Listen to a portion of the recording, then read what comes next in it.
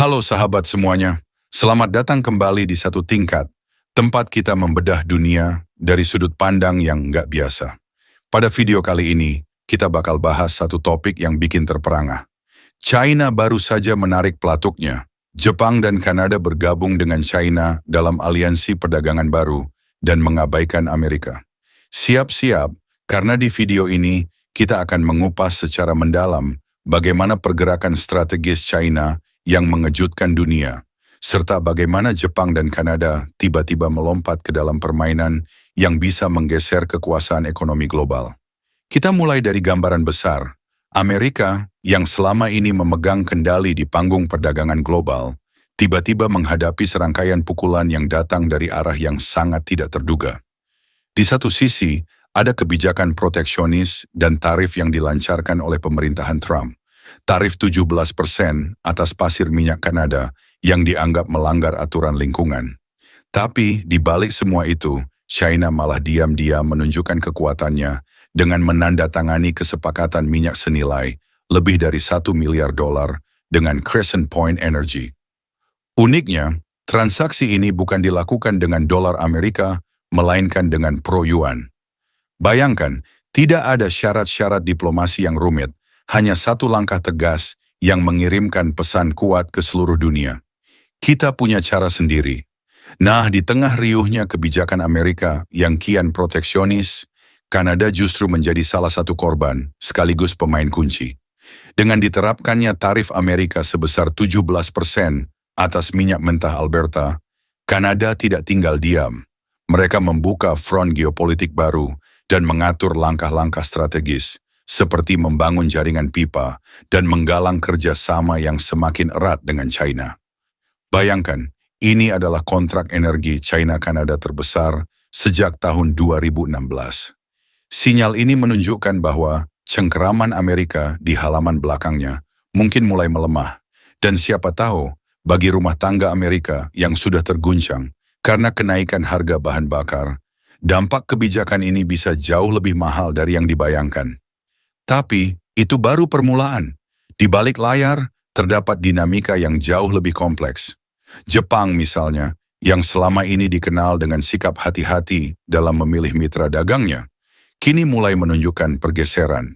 Ketika Amerika kembali menerapkan tarif unilateral pada kuartal pertama tahun 2025, tarif yang kembali mengguncang pasar global, Jepang mengambil langkah strategis yang bisa dianggap sebagai pembalasan.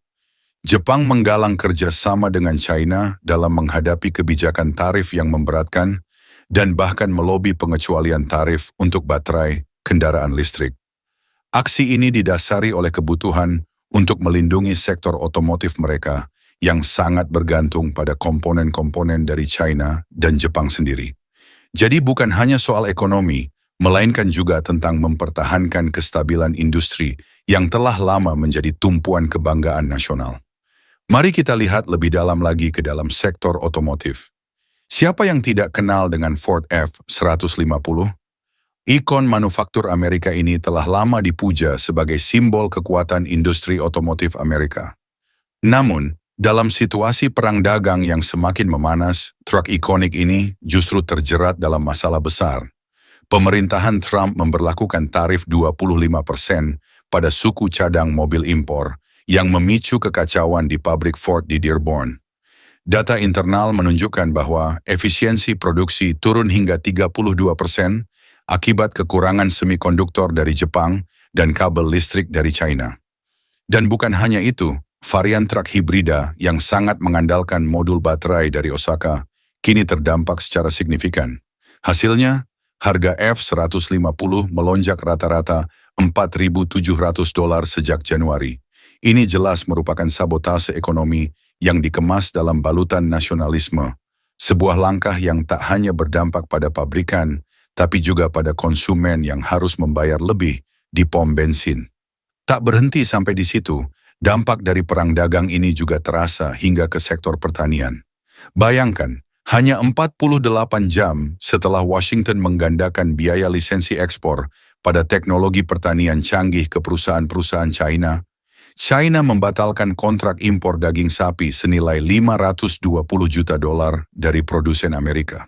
Walaupun alasan pembatalan itu sempat diklaim terkait kualitas, banyak analis yang yakin ini adalah taktik tawar-menawar. Tindakan ini menjadi pukulan telak bagi negara-negara bagian seperti Nebraska dan Texas, di mana ekspor daging sapi merupakan sumber pendapatan utama. Bahkan, dalam hitungan minggu, China sudah meningkatkan pesanan daging sapi dari Brasil dan Rusia.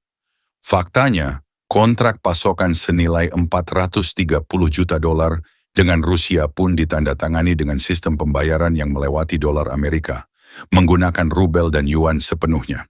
Inilah yang kita sebut sebagai pemisahan moneter, di mana dominasi dolar perlahan mulai tergeser oleh sistem mata uang baru yang lebih fleksibel dan terdesentralisasi. Di balik semua gejolak ini, muncul pula sinyal-sinyal pergeseran kekuatan di tingkat global. Pertemuan trilateral antara pejabat perdagangan China, Kanada, dan Jepang meningkat secara drastis, dari sekali triwulan pada tahun 2023 menjadi 9 kelompok kerja bilateral dalam 3 bulan pertama tahun 2025. Ini bukan semata-mata tentang ideologi, melainkan murni tentang kepentingan ekonomi. Jepang bahkan bekerja sama dengan perusahaan-perusahaan besar seperti Mitsui & Co. untuk mengembangkan terminal LNG terapung di Laut Cina Selatan, yang secara terbuka dikecualikan dari kerangka energi Indo-Pasifik yang selama ini didominasi oleh Amerika. Langkah-langkah ini menandakan bahwa Jepang telah memilih jalur diversifikasi dan lindung nilai terhadap ketidakpastian kebijakan Washington. Sementara itu, di balik layar, ada pula langkah-langkah yang mengguncang struktur perdagangan global. Amerika Serikat, yang selama ini mengandalkan kekuatan dolar dan sistem perdagangan yang mereka pimpin, kini mulai kehilangan daya penetapan harga. Menurut data SWIFT, pangsa dolar Amerika dalam transaksi global turun ke level terendah dalam lebih dari 2 dekade, yakni hanya 56,9%. Negara-negara seperti Arab Saudi, Brasil, dan Thailand pun mulai melakukan sebagian perdagangan bilateral mereka dalam mata uang lokal, terutama bersama China. Dengan demikian, pertanyaan besar yang muncul adalah, siapa yang sebenarnya menggantikan dominasi dolar dan bagaimana dampaknya bagi tatanan ekonomi global? Kita juga tidak bisa mengabaikan langkah strategis yang diambil oleh negara-negara lain.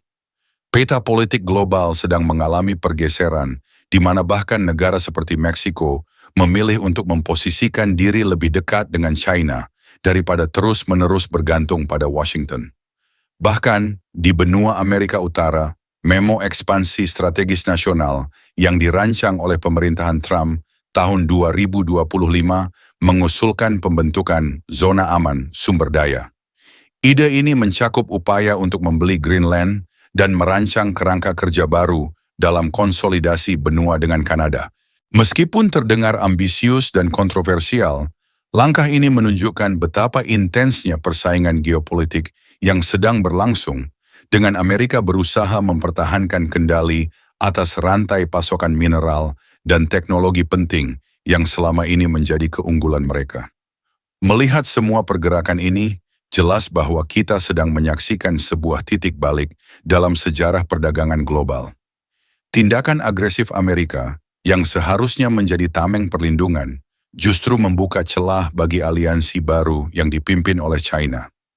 Di balik kebijakan tarif dan sanksi, muncul pula strategi diplomasi sumber daya yang cerdik. Strategi yang tidak hanya mengubah dinamika perdagangan, tetapi juga menggeser peta kekuatan global.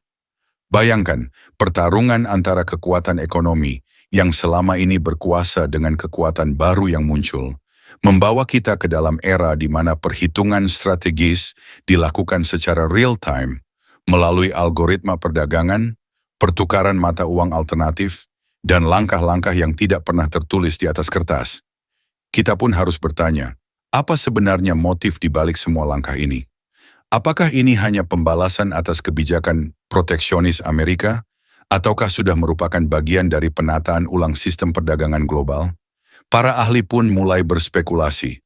Seorang ekonom terkemuka mencatat bahwa langkah-langkah ini merupakan tembakan peringatan terkalibrasi yang menunjukkan betapa rapuhnya sistem perdagangan global yang selama ini didominasi oleh satu kekuatan.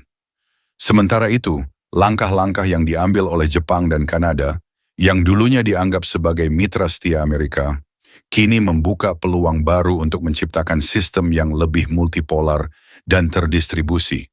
Dalam konteks ini, kita harus memahami bahwa pertanyaan bukan lagi apakah China sedang membangun pengaruh, melainkan siapa lagi yang akan bergabung dalam pergeseran besar ini. Nah, gimana menurut kalian? Apakah negara-negara lain akan mengikuti jejak China dan mendukung sistem perdagangan baru yang lebih inklusif dan terdiversifikasi? Kira-kira siapa lagi yang akan bergabung dalam pergeseran besar ini?